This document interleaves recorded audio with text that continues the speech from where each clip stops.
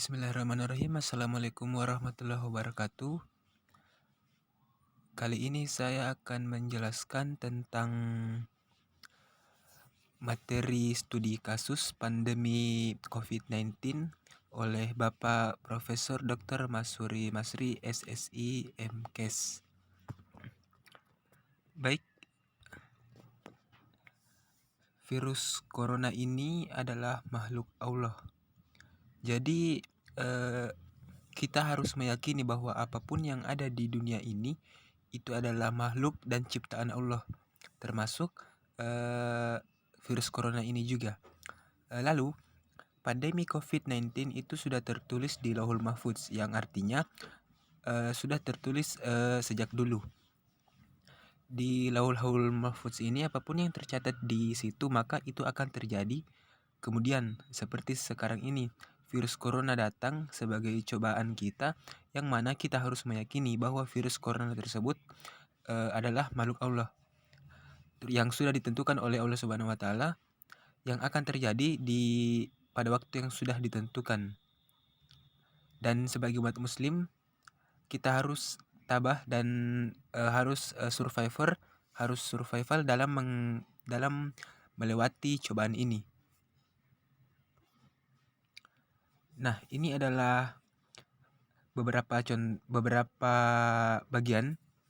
Pertama yaitu SARS-CoV-2. SARS-CoV-2 ini adalah strain atau nama virus. Jadi nama virusnya itu SARS-CoV-2.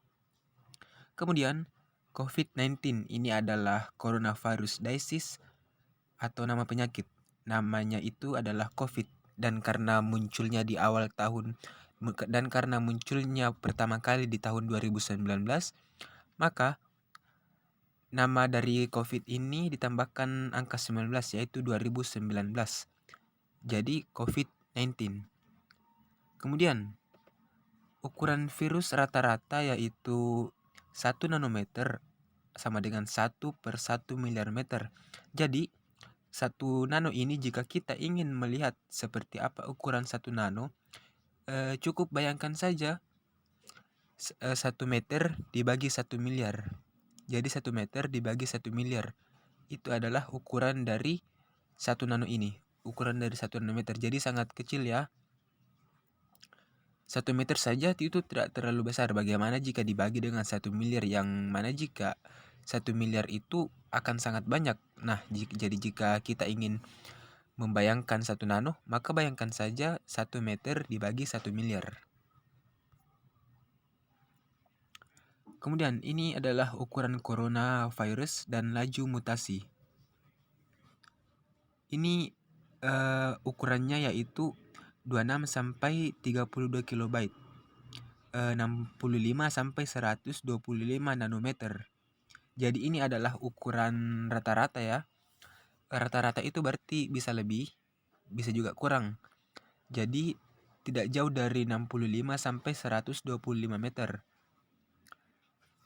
Jika rata-rata berarti bisa di bawah 65, bisa juga di atas 125, tapi tidak jauh dari rentang angka ini. Kemudian, terlalu kecil untuk dilihat dengan mata. Tidak ada gas yang dapat dibau. Jadi, jika kita terkena virus corona, maka tidak ada gas yang dapat dibau. Jadi, agak sedikit berpengaruh kepada indera penciuman. Untuk terlalu kecil untuk dilihat dengan mata, maka harus digunakan alat bantu yaitu mikroskop. Kemudian tidak ada zat yang dapat diindra dengan lidah, artinya ada sedikit masalah pada lidah ketika kita terkena virus corona ini, yaitu kita tidak bisa mengecap asin, manis, pahit ataupun rasa-rasa lainnya, dan tidak mengeluarkan suara. Kemudian virus corona ini atau coronavirus berdampak pada kesehatan manusia, yang mana coronavirus ini akan menginfeksi kita. Jadi sebagai manusia kita harus bertahan, kita harus survival ya. Dan akibat dari survival ini, ketika kita bertahan dari cobaan ini, maka kualitas hidup kita akan meningkat. Kemudian menular. Virus corona ini mempunyai jenis-jenis penularan yang akan dijelaskan pada slide berikutnya. Laju mutasi cepat. juga ada pada slide berikutnya dan secara spesifik belum terantisipasi. Kemudian, ini adalah peta next strain ungu, biru, merah, dan untuk ungu dari Wuhan, Australia, Jepang, Indonesia. Jadi ini adalah peta penyebaran virus corona sebelum datang ke Indonesia. Jadi dimulai dari Wuhan ya, asalnya dari Wuhan, Chinese. Kemudian ini adalah garis-garis ungu tersebut dari Wuhan, Chinese, kemudian turun ke Australia, kemudian ke Jepang, dan terakhir masuk ke Indonesia. Itu adalah perjalanan virus corona sebelum sampai ke Indonesia. Berdasarkan ilmu pengendalian penyakit infeksi, maka ada 3 penularan dari virus corona ini. Pertama adalah droplet borne, contact borne, dan yang ketiga adalah airborne atau menular lewat udara. Yang pertama yaitu droplet borne atau menular lewat percikan. Jadi contohnya itu ketika kita berbicara, misal batuk atau bersin, itu kita mengeluarkan percikan. Nah, ketika kita berada pada dekat orang lain atau di samping orang lain lalu kita bersin, maka jika kita mengidap virus corona, maka disitulah akan terjadi droplet borne atau menular lewat percikan. Kemudian untuk kontak borne atau menular lewat kontak, ya ini sudah jelas ya. Ketika kita melakukan kontak fisik atau kontak langsung dengan orang lain, nah itulah kontak borne. Kemudian airborne ini menular lewat udara, lewat nafas ataupun oksigen yang dihirup. Itulah alasan juga mengapa kita harus memakai masker. Kemudian dalam kondisi reguler, COVID-19 menular melalui droplet borne dan kontak borne. Droplet menular percikan dan bercakap dengan jarak kurang dari 1,5 meter. Inilah alasan mengapa kita disuruh social distancing atau physical distancing. Nah, virus berada dalam percikan penderita dan masuk ke orang lain melalui mata, hidung, dan mulut. Jadi ini adalah yang ketiga ini, mata, hidung, dan mulut adalah for the entry atau jalur masuk bakteri atau virus. Makanya ketika kita selesai berkontak langsung dengan orang, maka dianjurkan untuk tidak memegang wajah. Karena itulah aturan memakai masker berlaku.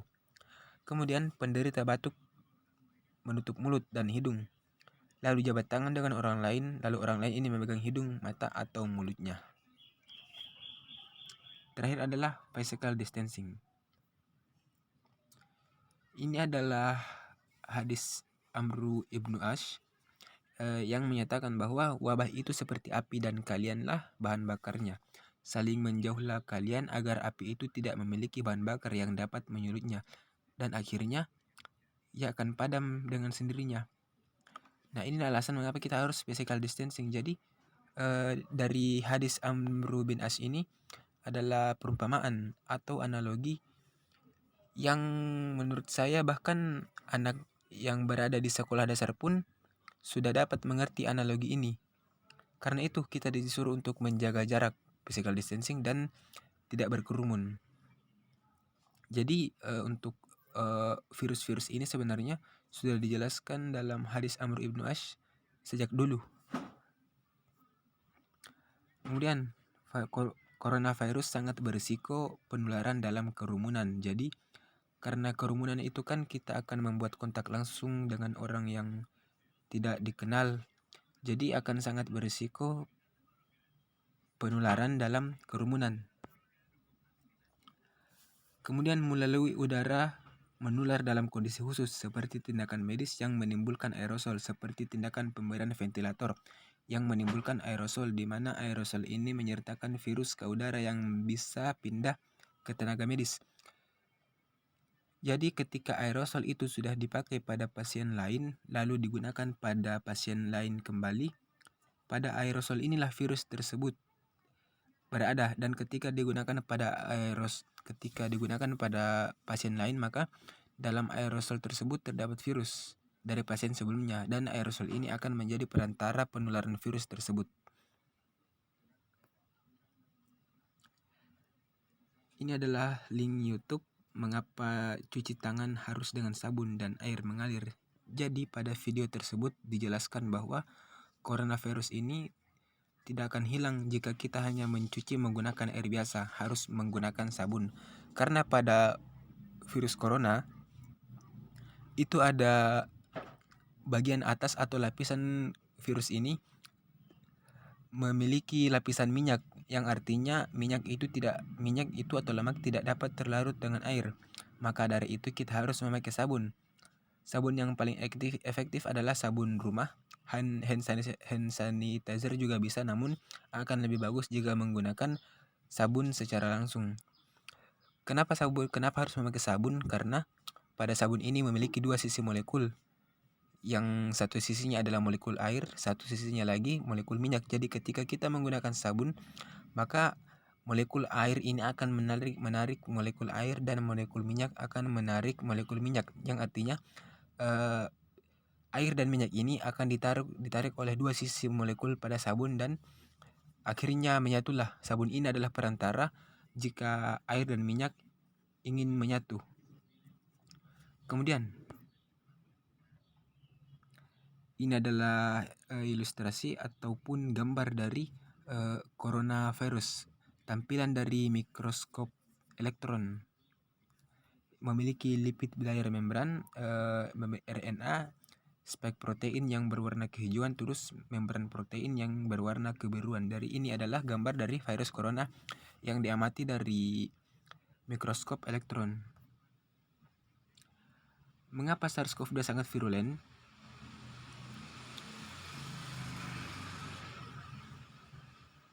Sebenarnya semua virus ini virulen, tapi karena dalam hal ini adalah corona, maka corona yang dibahas. Virulen itu adalah kemampuan suatu mikroorganisme untuk menyebabkan target jatuh sakit. Jadi virulen pada COVID ini juga berbeda-beda. Ada yang sangat virulen, ada yang mungkin virulen sangat virulen. Kasus Profesor Dr. Idrus, mantan Rektor UNAS yang positif COVID-19 yang kemudian sembuh. Dengan PCR atau polymerase chain reaction tes nanti amplifikasi virus ke-37 baru terdeteksi sampel Prof. Idrus. Jadi pada Prof. Idrus ini pada putaran ke-37 lah, pada putaran ke-37 virus dari dalam tubuh Profesor Idrus ini terdeteksi yang dilakukan oleh tes PCR. Kemudian ini adalah cara menghitung mikroorganisme dengan PCR. X kali 2 pangkat N sama dengan 1. X ini adalah jumlah awal mikroorganisme, N adalah jumlah amplifikasi atau siklus perbanyakan. Jadi X kali 2 pangkat N, N itu adalah jumlah perbanyakan atau 37. Jadi X kali 2 pangkat N sama dengan, atau X kali 2 pangkat 37 sama dengan 1. Jadi X 1 per 2 pangkat 37. Jadi 1 ya inilah 37 itu berarti triliun. Jadi 137 triliun. 1 per 137 triliun. X sama dengan 1 per 137 triliun. Jadi X sama dengan 7 kali 10 pangkat min 12. Jadi inilah 0,00007 jumlah virion yang ada dalam liur Profesor Idrus dan bisa membuat beliau dapat dikatakan positif COVID-19. Manusia terpapar virus masuk ke tubuh akan dihalangi oleh imunitas humoral, proses terbentuknya antibodi. 0-7 hari masa inkubasi SARS-CoV-2, kemudian 0-7 hari tubuh belum memiliki pasukan pembunuh antibodi. Yang bekerja adalah imunitas humoral. Jadi 0 sampai 7 hari ini adalah masa inkubasi SARS-CoV-2 dalam tubuh. Kemudian 0 sampai 7 hari tubuh ini ada dalam proses pembentukan antibodi. Ketika hari ke-8 maka antibodi tersebut sudah membentuk untuk melawan SARS-CoV-2. Ini juga alasan mengapa kita harus karantina selama 14 hari, baik itu isolasi mandiri ataupun karantina khusus. Kemudian imunitas humoral akan bekerja dengan baik ketika kita melakukan 6 hal ini, yaitu makan teratur baik kualitas maupun kuantitas seperti madu dan jamu, tidak terlalu capek, tidur cukup, tidak stres atau cemas, mendapatkan sinar matahari 1-2 jam disertai dengan olahraga ringan dan terhindar dari polusi termasuk dengan asap rokok. Jika imunitas humoral gagal, replikasi virus ini adalah 0, 2, 20, 200, 2000, dan 20.000. Replikasi bakteri 0, 1, 2, 4, 6, 8, 16. Jadi replikasi virus ini sangat cepat. Ibaratkan seseorang yang berlomba lari dengan seseorang yang memakai mobil. Jadi itu mungkin 10 kali lipat atau bahkan 100 kali lipat perbedaannya. Virus baru 2, maksud saya bakteri ini baru bereplikasi menjadi 2, virus sudah 20. Dan ketika bakteri baru berjumlah 16, virus ini sudah 20.000. Jadi perbandingan replikasinya ini sangat jauh, mungkin adalah 1:100. Sehingga imunitas humoral harus kuat dan stres yang sangat berpengaruh menurunkan imunitas humoral. Ini alasan karena replikasi virus sangat cepat, maka kita harus melakukan 6 hal ini. Maka teratur hingga menghindar dari polusi agar imunitas humoral bekerja dengan baik. PCR mendeteksi virus SARS-CoV-2. Jadi fungsi dari PCR ini juga dapat digunakan untuk mendeteksi virus SARS-CoV-2. Kemudian rapid test berupa IgM, IgG mendeteksi antibodi. Jadi rapid test ini berguna untuk mendeteksi antibodi. IgM dan IgG adalah antibodi yang terbentuk setelah masa karantina atau masa 14 hari. IgM dan IgG adalah antibodi yang akan terbentuk ketika tubuh kita diserang oleh virus atau bakteri atau yang lainnya yang tak dikenal. Jadi pada ini ketika virus ini masuk ke tubuh kita, maka pembuatan antibodi akan terbentuk di hari ke-8. Jadi ketika antibodi telah terbentuk, maka antibodi ini akan melawan virus tersebut. Akan membentuk seperti apa pertahanan yang cocok tergantung dari jenis virus. Jadi ketika virus ini kembali mencoba untuk masuk, maka itu akan sulit bagi virus tersebut karena sudah mempunyai antibodi. Awalnya kan virus ini tidak diketahui, jadi dapat dengan mudah masuk ke dalam tubuh. Karena antibodi telah ada dan telah mengalahkan virus tersebut, jika virus tersebut kembali ingin masuk, maka akan sulit karena antibodi sebelumnya telah terbentuk. Itulah alasan mengapa ketika kita terkena penyakit lalu sembuh, maka virus dari penyakit tersebut akan sulit untuk masuk atau akan sulit untuk mendapatkan penyakit yang sama untuk kedua kalinya karena antibodinya itu telah dibentuk sebelumnya, telah dikenali virusnya. Beda tipe, beda vaksin, beda penyimpanan.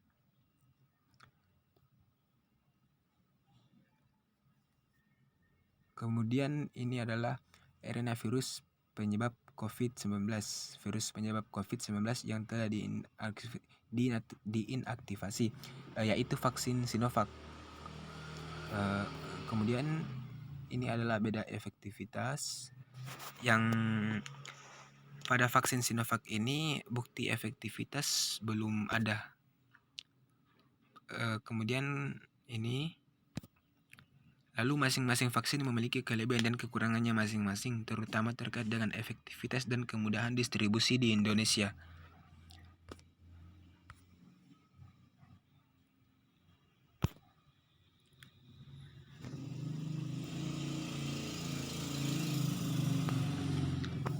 Baik, alhamdulillah saya kira itu penjelasan dari saya. Sekian, assalamualaikum warahmatullahi wabarakatuh.